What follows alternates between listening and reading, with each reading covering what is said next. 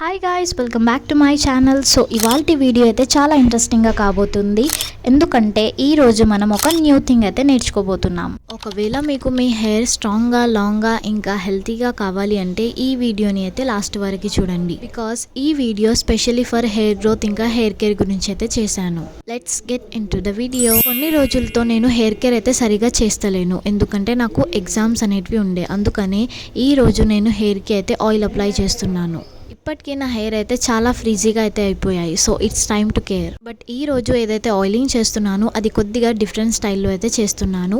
దానివల్ల మనకి hair growth కూడా అవుతుంది, ఇంకా మన హెయిర్ షైనీగా, లాంగ్గా ఇంకా హెల్తీగా అనేటివి కూడా ఉంటాయి. ఈ రోజు నేను హెయిర్ ఆయిలింగ్లో క్యాస్టర్ ఆయిల్ అయితే యూస్ చేస్తున్నాను, అంటే ఆముదం నూనె అని తెలుగులో చెప్తాం. వేరే ఆయిల్తో comparison this is the best hair growth oil అని నేను చెప్తాను. బికాస్ ఫస్ట్ మన అమ్మమ్మ కాలంలో ఈ హెయిర్ ఆయిలే వాడుతుండే. ఎలాగైతే మన జనరేషన్ మారుతుందో అలాగే మన చాయిసెస్ కూడా మారిపోయాయి. అందుకని మనం కోకోనట్ ఆయిల్ని అయితే యూస్ చేస్తున్నాం. క్యాస్టర్ ఆయిల్కి మన హెయిర్కి ఇంకా మన స్కిన్కి మల్టిపుల్ బెనిఫిట్స్ అయితే ఉన్నాయి. ఈ ఆయిల్ ప్రైస్ వచ్చేసి మనకి 100 రూపీస్ లోపలనే ఉంటుంది. లైక్ 70-90 రూపీస్లో మనకైతే అవైలబుల్ ఉంది. ఎనీ స్టోర్లో మీరు వెళ్ళి అడగొచ్చు. ఇంకా దీంతో పాటు నేను కోకోనట్ ఆయిల్ కూడా యూస్ చేస్తున్నాను. కోకోనట్ ఆయిల్ ఇంకా క్యాస్టర్ ఆయిల్ని కలిపి ఎలా అప్లై చేయాలి మన హెయిర్ గ్రోత్ కోసం అనేది ఈ వీడియోలో డీటెయిల్గా అయితే ఎక్స్ప్లెయిన్ చేశాను. అందుకనే లాస్ట్ వరకు తప్పకుండా చూడండి. ఈ ఆయిల్ని అయితే నేను మీషో నుంచి పర్చేస్ చేశాను. ఒకవేళ కావాలంటే నేను లింక్ అనేది డిస్క్రిప్షన్లో అయితే మెన్షన్ చేస్తాను. దీన్ని ఎలా అప్లై చేయాలో అనేది చెప్తాను. Let's go. ఇక్కడ వచ్చేసి క్వాంటిటీని కరెక్ట్గా మెజర్ అయితే చేసుకోవాలి. ఇక్కడ నేను టోటలీ ఫర్ ఎగ్జాంపుల్ నేను 2 టేబుల్ స్పూన్ తీసుకున్నానే అనుకోండి, నేను 1 టేబుల్ స్పూన్ క్యాస్టర్ ఆయిల్ని యాడ్ చేయాలి. ఒకవేళ మీరు 1 టేబుల్ స్పూన్ కోకోనట్ ఆయిల్ తీసుకుంటే 1/2 టేబుల్ స్పూన్ క్యాస్టర్ ఆయిల్ని యూస్ చేయాలి. బికాస్ క్యాస్టర్ ఆయిల్ అనేది చాలా థిక్గా ఉంటుంది, అందుకని దాని రేషియో కొద్దిగా తగ్గించి తీసుకోవాలి. ఇక్కడ వచ్చేసి నేను కోకోనట్ ఆయిల్ని 3 స్పూన్స్ అయితే తీసుకుంటున్నాను.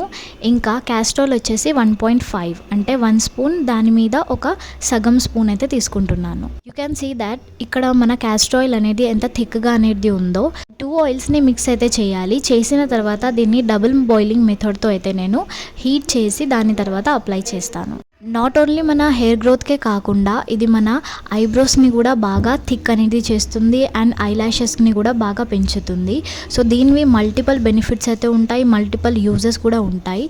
మేక్ షూర్ దీన్ని బాగా మిక్స్ అయితే చేయండి, లేకపోతే క్యాస్టర్ ఆయిల్ అనేది మనకి కింద అలానే ఉండిపోతుంది. ఈచ్ అండ్ ఎవ్రీ టైం ఎప్పుడైతే నేను హెయిర్కి ఆయిల్ అప్లై చేస్తాను ఈ మెథడ్కి అయితే నేను డెఫినెట్లీగా ఫాలో అవుతాను. ఈ విధంగా అప్లై చేయడంతో నేను నా హెయిర్లో కొద్దిగా డిఫరెన్స్ అనేది అయితే చెక్ చేశాను, కాబట్టి ఈ ప్రాసెస్ నేను ఫాలో అవుతాను. ఒకవేళ మీకు డబుల్ బాయిలింగ్ మెథడ్ తెలియకపోతే ఫస్ట్ ఏం చేయండి, ఒక పెద్ద బౌల్ అయితే తీసుకోండి. తీసుకున్న తర్వాత దాంట్లో హాట్ వాటర్ అయితే వేయండి. ఆ హాట్ వాటర్లో ఏదైతే మనం హెయిర్ ఆయిల్ తీసి పెట్టుకున్న చిన్న బౌల్ ఉంది కదా, ఆ బౌల్ ఇందులోకి పెట్టేయాలి. ఎప్పుడైతే మన స్కాల్ప్కి మనం వామ్గా ఆయిల్ అప్లై చేస్తాం అప్పుడు మన ఫాలికల్స్ ఆ ఆయిల్ని చాలా బాగా అబ్జార్బ్ చేస్తాయి. అప్పుడు మనకి హెయిర్ గ్రోత్ స్ట్రాంగ్గా ఇంకా లాంగ్గా ఉండడానికి కూడా హెల్ప్ చేస్తుంది. ఎప్పుడైతే మనం ఆయిల్ని డైరెక్ట్గా హీట్ మీద పెడతాం అప్పుడు ఆయిల్ అనేది చాలా కాలిపోతుంది, దాంట్లో ఉన్న అన్ని బెనిఫిట్స్ అనేటివి ఎలిమినేట్ అయిపోతాయి. అందుకనే ఎప్పుడైనా మనం హెయిర్ ఆయిల్ పెట్టేటప్పుడు ఇలా డబుల్ బాయిలింగ్ మెథడ్ యూస్ చేసి అయితే పెట్టాలి. ఆయిల్ అయితే కొద్దిగా హీట్ అయితే అయ్యింది. సో ఇప్పుడు నేను హెయిర్కి ఆయిల్ అయితే అప్లై చేసి చూపెడతాను. ఆముదం నూనె స్మెల్ అయితే కొద్దిగా వియర్డ్గా అయితే ఉంది. బట్ ఎప్పుడైతే నేను దీన్ని కోకోనట్ ఆయిల్లో కలిపాను అప్పుడు దీని స్మెల్ అనేది టోటల్గా చేంజ్ అయితే అయిపోయింది. ఆయిల్ పెట్టుకునే ముందు మీరు మీ హెయిర్స్కి అయితే డీటాంగిల్ అయితే చేసుకోండి, అప్పుడు ఆయిల్ని బాగా అప్లై చేయగలుగుతారు మీరు. ఫస్ట్ 2 పార్టీషన్స్ అయితే చేస్తాను. దాని తర్వాత right side left side 2 partitions చేసి మంచిగా ఆయిల్ అయితే అప్లై చేస్తాను. ఎప్పుడైనా ఆయిల్ అప్లై చేస్తే జస్ట్ లెంత్కి మాత్రమే కాకుండా స్కాల్ప్కి బాగా పట్టేలా చూసుకోవాలి. మనం ఈ జనరేషన్లో అయితే నిజంగా హెయిర్కి ఆయిల్ పెట్టడం అయితే టోటలీ అయితే మర్చిపోయాం. ఇలా స్కిప్ చేస్తే మనం మన హెయిర్ని మన చేతులతోటే డ్యామేజ్ అయితే చేసుకుంటున్నాం. ఈచ్ అండ్ ఎవ్రీ వీడియోలో అయితే చెప్తాను హెయిర్ కేర్ గురించి, బట్ డయట్ మీద అయితే నిజంగా చాలా బాగా కొద్దిగా ఫోకస్ అయితే చేయాలి. ఏదైతే మనం బయటి నుంచి కేర్ తీసుకుంటున్నాం అది అప్పుడే పాసిబుల్ అవుతుంది, అప్పుడే రిజల్ట్స్ ఇస్తుంది ఎప్పుడైతే మనం లోపల నుంచి హెయిర్ కేర్ చేయడం, అంటే ప్రోటీన్ని బాగా తినడం, వైటమిన్ సిని బాగా తినడం, ఇన్ షార్ట్ మన డయట్ మీద మనం ఫోకస్ చేయడం. అండ్ ఆల్సో హెయిర్ అనేటివి జెనెటిక్ మీద కూడా డిపెండబుల్ ఉంటాయి. ఒకవేళ మీ మమ్మీ హెయిర్ చాలా లాంగ్గా స్ట్రాంగ్గా ఉంటే డెఫినెట్లీగా వాళ్ళ జెనెటిక్స్ మీకు కూడా వస్తాయి. పర్సనలీ నాకైతే లాంగ్ హెయిర్ అంటే చాలా ఇష్టం. బట్ దాన్ని మెయింటైన్ చేయాలి అంటే కొన్ని ట్రిక్స్ అయితే ఉంటాయి, ఏవైతే నేను డే టు డే లైఫ్లో ఫాలో చేస్తాను. బట్ సమ్ టైమ్స్ ఎప్పుడైతే నాకు ఎగ్జామ్స్ ఉంటాయి లేకపోతే కొద్దిగా బిజీగా ఉంటానో అప్పుడు నేను రియల్లీ నా హెయిర్ కేర్ అయితే ప్రాపర్గా చేయలేకపోతాను. సో ఈ విధంగా అయితే నేను హెయిర్కి ఆయిల్ అప్లై చేస్తాను. ఫస్ట్ స్కాల్ప్ మీద అప్లై చేస్తాను, దాని తర్వాత హెయిర్ లెంత్ మీద, దాని తర్వాత హెయిర్ ఎండ్స్ మీద. ఒకవేళ మీరు కంఫర్టబుల్ ఉంటే వన్స్ ఆర్ ట్వైస్ అయితే మీరు వీక్లో హెయిర్ ఆయిలింగ్ చేయొచ్చు.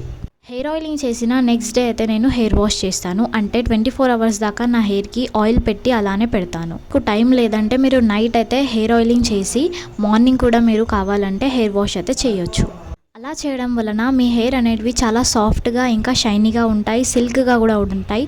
అండ్ ట్యాంగిల్స్ అనేటివి తొందరగా హెయిర్లో అయితే క్రియేట్ అవ్వవు. హెయిర్ ఆయిలింగ్ చేసిన తర్వాత నేను కోంబింగ్ అయితే చేయను. ఇమీడియట్గా హాఫ్ అన్ అవర్ దాకా హెయిర్ని అలానే పెడతాను, దాని తర్వాత కోంబింగ్ అయితే చేస్తాను. హెయిర్ ఆయిలింగ్ చేసిన తర్వాత మసాజ్ అయితే చేస్తాను నేను ఒక 5 మినిట్స్ దాకా. సో స్కాల్ప్ మీద అయితే ఇలాంటి మసాజ్ అయితే ఇస్తాను ఒక 5 to 10 మినిట్స్ దాకా. వీక్లో ఒక్కసారైనా ఇలాంటి హెయిర్ ఆయిలింగ్ అయితే చేసి చూడండి మీ హెయిర్కి. ఒకవేళ మీ స్కిన్ సెన్సిటివ్గా ఉంటే డెఫినెట్లీగా ప్యాచ్ టెస్ట్ అయితే చేసుకోండి క్యాస్టర్ ఆయిల్ని యూస్ చేసే ముందు. హెయిర్ అనేటివి చాలామందికి రెడ్గా కూడా అవుతూ ఉంటాయి. సో వాళ్ళకి కూడా హెయిర్ని బ్లాక్ చేయడంలో క్యాస్టర్ ఆయిల్ అనేది నిజంగా బాగా హెల్ప్ అయితే చేస్తుంది. 3 to 4 వీక్స్ వరకు అయితే ట్రై చేసి చూడండి, డెఫినెట్లీగా రిజల్ట్ అయితే అందుతాయి. దాంతోపాటు మంచి డయట్ తీసుకోండి, మంచి స్లీప్ తీసుకోండి, ఇంకా కొద్దిగా హెయిర్ కేర్ కూడా చేయండి. సో ఇది వచ్చేసి వాళ్ళ వీడియో. ఒకవేళ వీడియో నచ్చితే డెఫినెట్లీగా మీ ఫ్యామిలీ ఫ్రెండ్స్ తోటి షేర్ చేయండి, లైక్ చేయండి నా వీడియోకి, ఇంకా నా ఛానల్ని సబ్స్క్రైబ్ చేసుకోండి. ఇలాంటి వీడియోస్ ఇంకా కావాలంటే నాకు కమెంట్లో కూడా చెప్పండి. నా ఒక సబ్స్క్రైబర్ అయితే రిక్వెస్ట్ చేశారు, నేను దాని మీద ట్రై చేస్తున్నాను వీడియో, బట్ కొద్దిగా నాకు టైం కావాలి, అది డెఫినెట్లీగా నేను పోస్ట్ చేస్తాను. సో ఈ వీడియోలో అయితే ఇంతే. నెక్స్ట్ వీడియోలో మళ్ళీ కలుద్దాం, ఇంకో టాపిక్ తోటి మీ ముంగటైతే వస్తాను. అప్పటి వరకు bye bye. I'll see you on my next video.